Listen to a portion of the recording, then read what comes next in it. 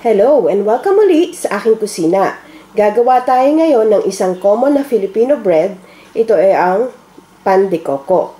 And here are the following ingredients. Plain flour or all-purpose flour, milk, melted butter, warm water, sugar, yeast, salt, egg. At sa ating filling, kailangan natin ng grated coconut and sugar. So, ang lahat ng ingredients at exact measurements, makikita nyo ang link sa description box. Paki-check na lang. So, ang ating first step, dito sa ating hot water, kailangan ang temperature nito 110 to 115 Fahrenheit. So, ipapaalsahin na natin or i-activate natin yung ating yeast. So, kuha lang tayo ng sugar. Mga 2 teaspoon, that's enough. And then, warm mix lang natin. Then, halo na natin yung yeast. Kailangan yung yeast na gamitin nyo, fast-acting. So, we'll leave this hanggang mag-alsa siya.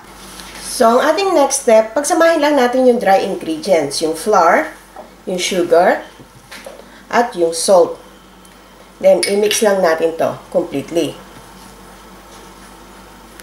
So, while waiting for our yeast to rise, simulan na natin yung yung ating liquid ingredients. So, ilagay na natin yung warm milk,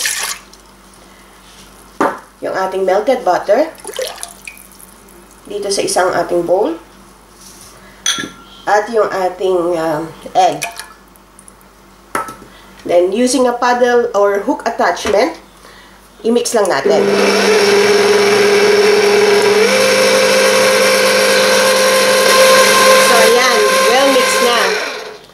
So, isama na natin yung ating napaalsang yeast. So, pagka ganyang bula-bula na, pwede na ito. So, isama na natin.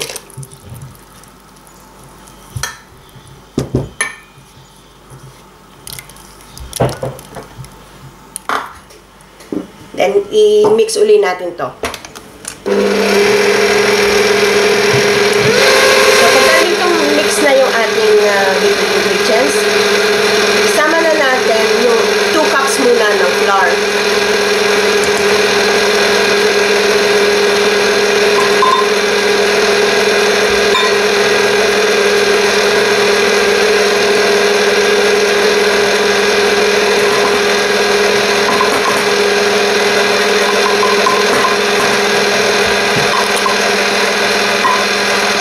Mix natin thoroughly.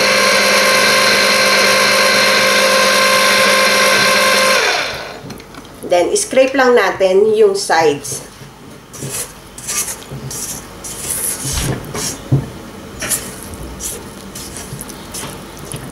Then, isama na natin yung rest ng ating flour. Sabay-sabay na. Then, we will mix this on a slow speed. Kung wala naman kayong ganitong stand mixer, pwede nyo rin gawin yung ating manual method ng paghulma ng ating flour or dough. So, pakicheck na lang yung description box sa link para dun sa ating manual kneading ng ating dough. So, pag ganitong sticky yung ating dough, mag-add lang kayo ng 1 or 2 tablespoon ng flour. Kasi depende sa temperature ng kitchen nyo, ang moisture ng ating dough. So, medyo malamig ngayon, kaya moist siya.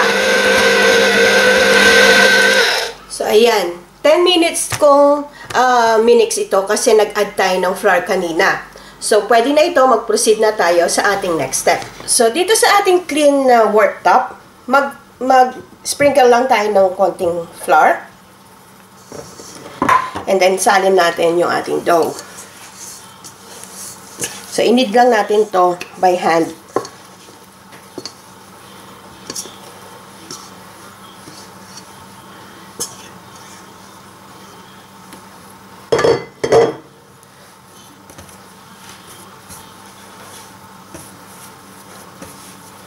Slowly lang. Mabilis lang na knead by hand. So, roll and push.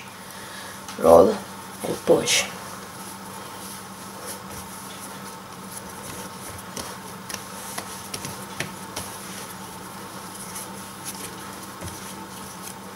So this one, gawin na natin parang bowl. So mabilis lang yung pag-knead natin. So, kuwalan tayo ng ating bowl na nag-brush na ako ng oil dito. So, ilagay na natin. Then, facing up. Then, i-brush din natin yung sides para hindi tayo magkakaroon ng crust. And kuha lang tayo ng cling film o cling wrap. So, balutin natin to.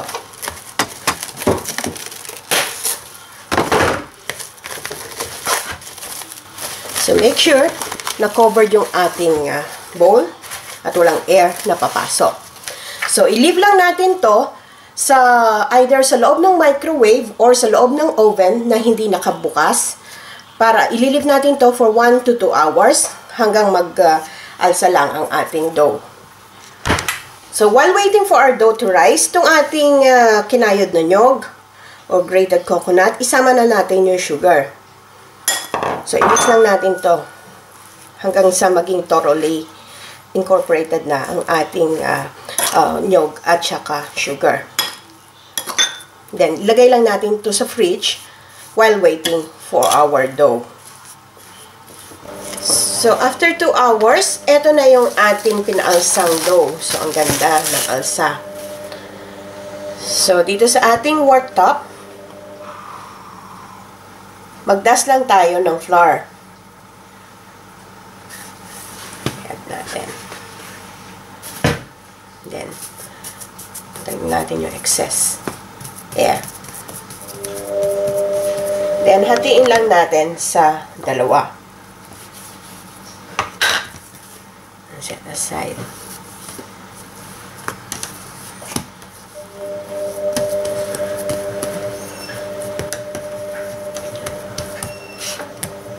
Then, pabilugin lang natin.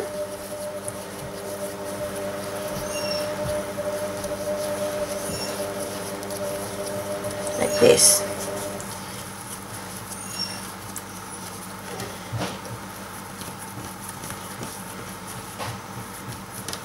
So, yan, mahaba na. Then, hatiin natin to sa 8 or sa 8. So, depende sa laki ng gagawin yung pandikoko. Hatiin ko sa 2. Then, hatiin ko to sa 4. 1, 2, 3, 4. And then, to then, ganun din. Hatiin din natin sa 4. 1, 2, 3, 4. Okay. So, yung isang ating piece, so, i-flatten up lang natin. Flatten lang natin. So, itong ating coconut and sugar mixture, so, lagay lang natin sa middle. So, para lang tayong gagawa ng siopaw. Then, isara natin. That's it. Then, pinch yung bottom. Then, ilagay na natin dito sa ating tray. Itong ating tray, nag-brush lang ako ng butter para hindi didikit. So, continue na natin itong procedure na to hanggang matapos natin lahat. So, ayan. Nakagawa na tayo ng isang tray. So, balutin lang natin to ng cling wrap.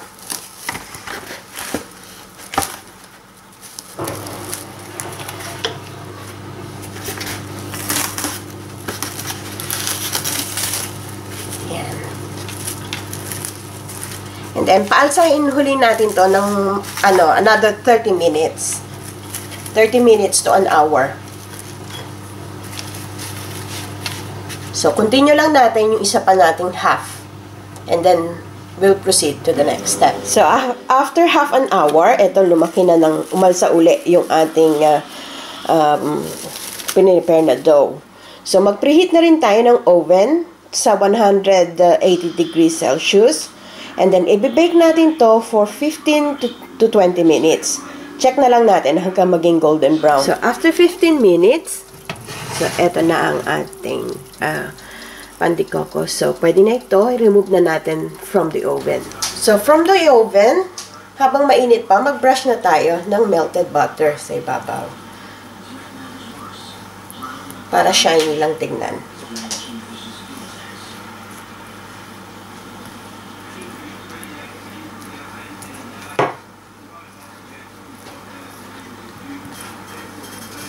So, ayan. This one is ready. So, sana magustuhan nyo itong recipe na ito and share it with your friends. Hanggang sa susunod kong video, magkita-kita ulit tayo. Salamat! Bye!